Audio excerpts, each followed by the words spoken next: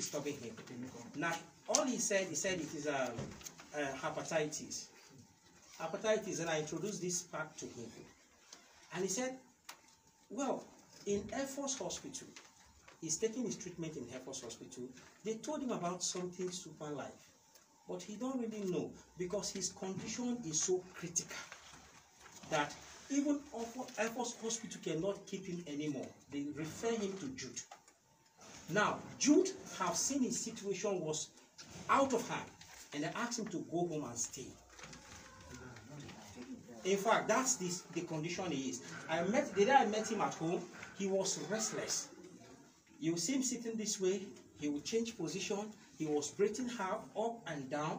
The wife will take him inside, bring him. He's not just comfortable anywhere they keep him. Now, I told him, I said, sir, if it is truly hepatitis, you have come to the bus stop of that illness. The man thought I was really joking, and he called one of his brother and asked the brother. The brother said, yes, I've heard about this super life. Why can't you try it? And in the hospital there, somebody sent this picture to him. He browsed his phone and he saw it.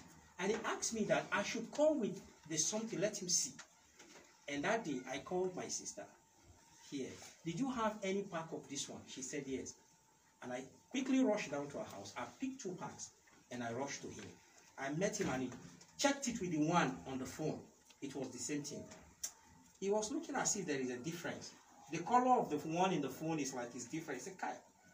And he said, let me snap it and send it to somebody. He snapped it and sent it. The person confirmed it that it is true.